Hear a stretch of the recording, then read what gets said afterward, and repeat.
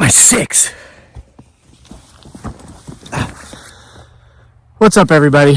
Welcome back to the most amazing homesteading channel on the planet that has nothing to do with homesteading. Homesteading off the grid.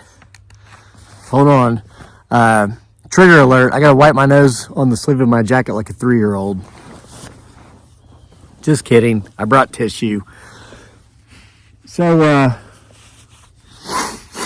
what's up with the different format today? Well, this is the original format. I've been getting some emails and comments that folks miss the way we used to do things around here. Just me sitting out in the woods behind my house, giving a nice view of the backdrop so folks could see what may or may not be creeping around back there behind me while I tell odd stories about Bigfoot, Sasquatches, ghosts, glitches in the Matrix, that kind of stuff, UFOs, alien abduction. So I figured, you know what? While I was looking out the window today at the snow, thinking, why in the heck didn't I stay in Key West longer? I thought, let's kick it old school today. Let's pull some stories that have recently actually been published in the True Haunting series, whether they're in series 4, 5, 6, 7, 8, that I've never read here on the channel. So let's kind of back away from the bird, the caw-caw-hoo-choo for just a bit and get to some stories that are very interesting that we've overlooked because of our recent obsession with what's going on.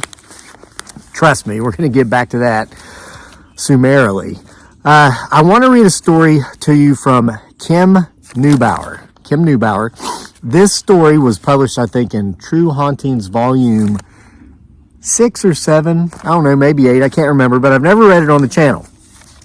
It's about seeing a couple of Bigfoot Sasquatches in West Bygod, Virginia. Kim writes, and she sent this a couple of months ago, "Hi Kevin, my name is Kim Neubar, sorry to mispronounce it, Kim. You have my permission to publish this story on your social media or in your book. 1999, I was on my honeymoon in Canaan Valley, West Virginia. I lived in Grafton, West Virginia at the time. We were driving around midnight to the highest point in West Virginia, Spruce Knob. It's 4,863 feet in elevation. Part of the Spruce Knob / Seneca Rock recreational area. A narrow road that corkscrews up the dark mountain. There was a full moon. I have not told this story to many, but last summer I went to the Monster Fest in Grafton, West Virginia and felt like I was among my people and told everyone I saw. We pulled up into the brightly lit parking area. There was a big hill to the right leading into the forest and a giant drop-off to our left. There was a lot of lighting in the lot, but not around the right where the Ranger fire tower is. My ex-husband wanted to explore. I stayed in the car with the bright lights glaring into the woods. As soon as he got out of the car, I immediately got the creeps. I'm thinking bears. As soon as he comes out, I feel relieved, but I still have that creepy feeling. We pulled back into the light. I asked him to stop the car so I can get my mother a rock. I opened the door and put one foot on the ground, and I actually heard my inner voice say, "Leave now." I've only heard this voice a couple of times, and both times it saved my life. So I always listen to my inner voice.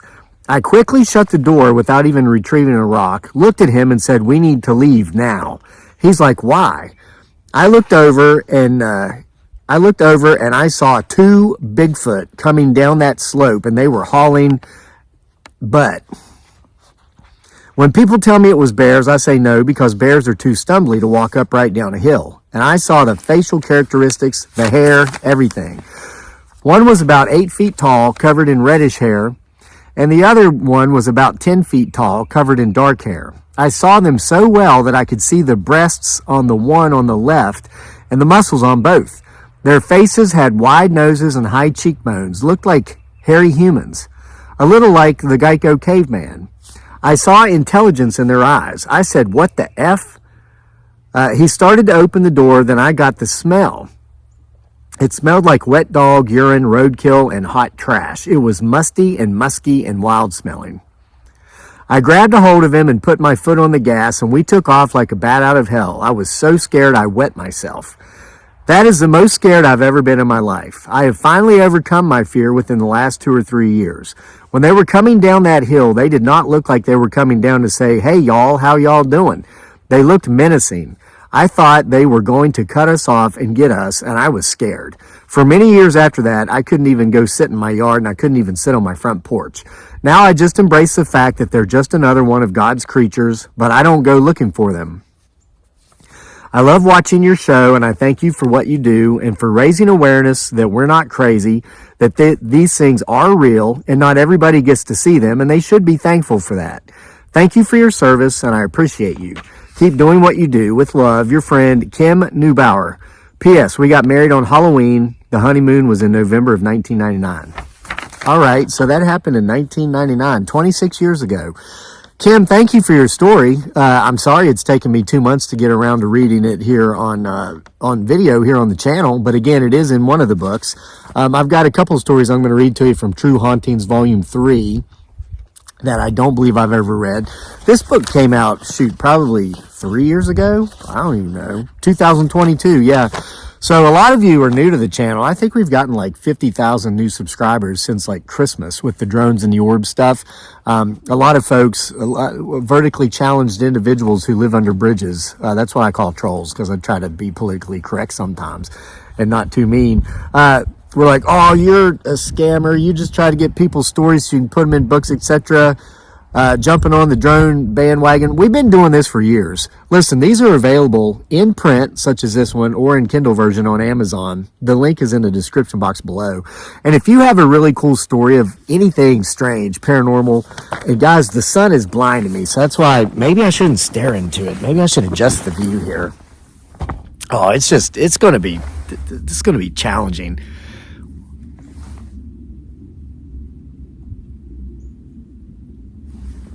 Did you hear that? And now it's over. It sounded like the starting of like a turbine engine. That's the second time I've caught it on video in this spot. Now that's a plane. I can hear a plane up there. It's crazy. And now I've got a slight headache. I don't know what's going on up here today.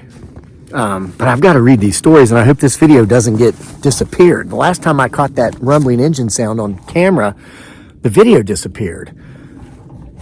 Wow. Strange things happen when you're out in the woods telling strange stories, no? But anyway, yeah, if you've got a story you want to have shared here on the channel or go into an upcoming volume, Volume 9 is probably going to be out within the next couple of weeks just because so many stories are coming in.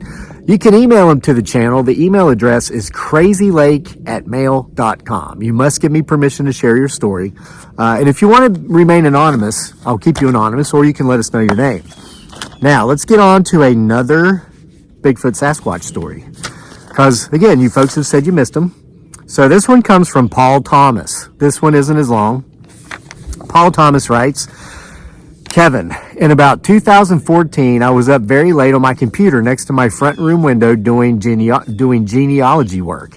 At about 2:30 a.m., something slammed my window. It knocked very hard 4 times. I thought my window was going to break. The knocks were so hard. I turned to look to see what was going on, and I saw a giant black ape-like face pressed against the glass window. I about crapped my shorts. I stopped typing for the night and got my .357 pistol, made sure all windows and doors were locked, and turned on the porch lights. I went into the bedroom, sat on my bed against pillows at the ready. The next morning, I woke up still with the pistol in my lap and alive. That scared the hell out of me. Sincerely, Paul Thomas. Short and sweet and to the point.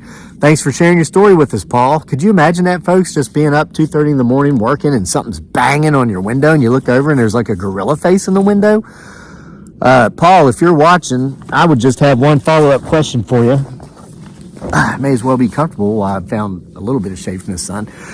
I would like to know where you're located, just to kind of have an idea of where this Bigfoot Sasquatch sighting took place. All right, now this one comes from Ron Williams, and we do know where Ron lives. It's Chattanooga, Tennessee, because he tells us in his email. So Ron writes, Hi, Kevin, I love your channel. I'd love to share my experience with Bigfoot Sasquatch. I was born and raised in the woods of southeast Tennessee. My best friend and fishing buddy had just come home from 2 hitches in the U.S. Air Force.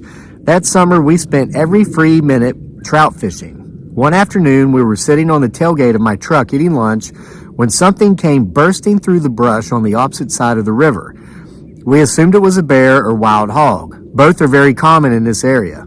Suddenly, this thing about 10 feet tall, long shaggy hair, almost human face, smelled like rotten flesh and excrement, stepped into the river, grabbing 2 very nice rainbow trout and went back into the woods. It was probably 50 yards from us. It turned, looked at us, and just walked away. My friend will still not talk about this. You're free to use my name. Thank you for what you do. Again, Ron Williams in Chattanooga, Tennessee. Boy, there's a lot of aerial activity going on above me. It sounds like a dogfight up there with all these planes. Can you guys hear that? Man. All right. Well, at least I got some cloud cover. That sun glaring off the snow is so blinding. So there's a few Bigfoot Sasquatch stories for you, for those of you who have been missing those. Now, again, I'm going to go to volume 3 for a couple. Oh, look, that's when I used to get haircuts. Either that or I'm wearing a ponytail. Never know. All right. I can't remember. I've got like sometimer's disease now. Sometimes I remember and sometimes I don't. Yep. All right. Let's put that there. This one is called Glitch in the Matrix. I read through this quickly before coming up to refamiliarize myself with this story. This is weird. This is just really weird. That's what I'm telling you. I'm curious, and I think a lot of you folks that watch this channel are curious just to hear stories about all things weird that are unexplainable. You know, I've quoted Mark Twain a million times. He says that fiction, or said, he's gone now, said that fiction is more difficult to write than nonfiction because fiction at least has to make sense. And as a writer, I can attest to that. And some of the best stories you'll ever hear are, you know, they're true because they don't make any sense.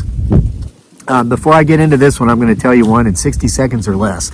I remember one time I was just skimming around on the internet looking for strange experiences, strange things people have had happen. And I was doing a Google search and I came to Reddit, I guess. And there was a thread on Reddit about the weirdest things people have ever seen in the woods.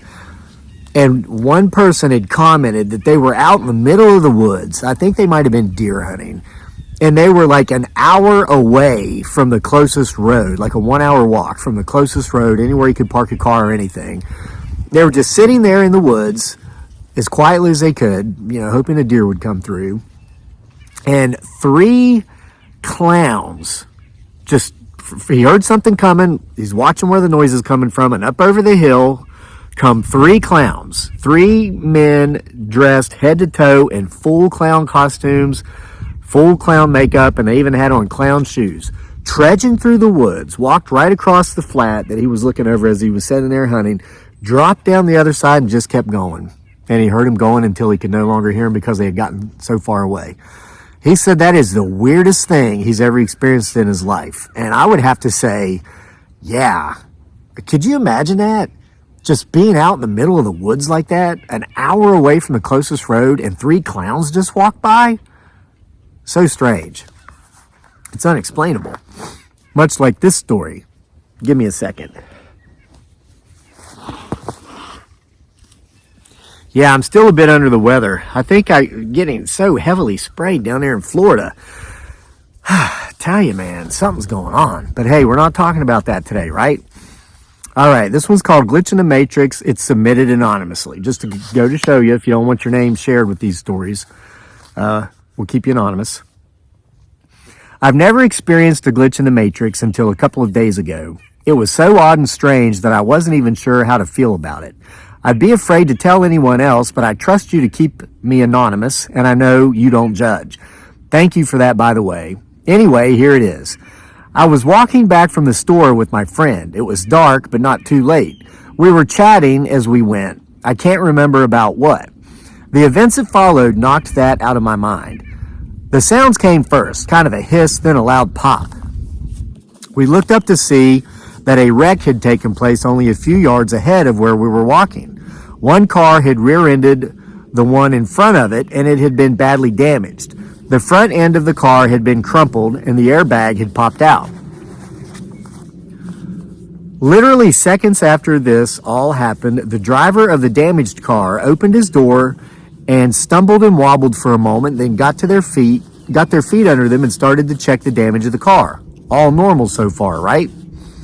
Here's where it gets weird. The young gentleman who stepped out of his car was a nice-looking, medium-built African-American man with neatly trimmed hair.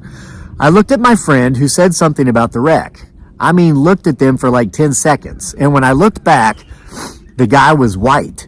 Not only that, but his hair had grown till it was nearly shoulder length. Oh, and it was blonde. He had also, in those 10 seconds, grown a somewhat long, scraggly beard on his previously nicely shaven face that had just been of a different color and ethnicity entirely. I doubted what I had just seen like anyone would, so when I got inside my house, I asked my friend if they had seen the same thing as me. They asked me what I saw, so I described it in full detail, and they said yes, they had seen it too.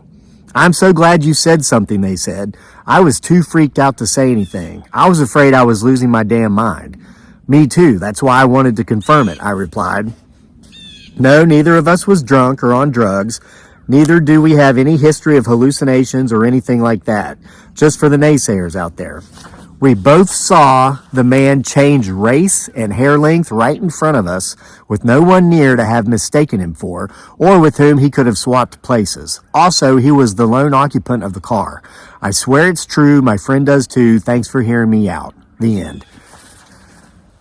Wow. Hey, I believe you. You know why? Because that doesn't make any sense, and it sounds so crazy. That doesn't even sound like something somebody would take the time to make up.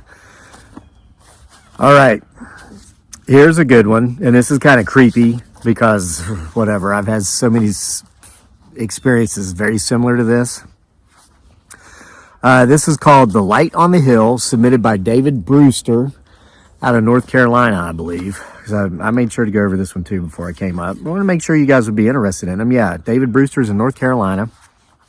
David writes, Hi, Mr. Lake. I love your YouTube channel, though I'll admit I don't watch as often as I'd like. I work a full-time job and I watch our 3 kids in the evenings while my wife works hers, but I catch as many episodes as I can. So here's my crazy story for you. We live out in the country on a piece of property that looks so much like yours you'd think we were neighbors, but we live down in North Carolina. Yeah, I'm in Central Virginia, FYI.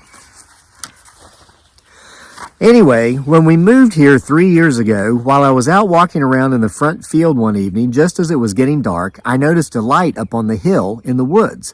It was probably a quarter of a mile into the woods.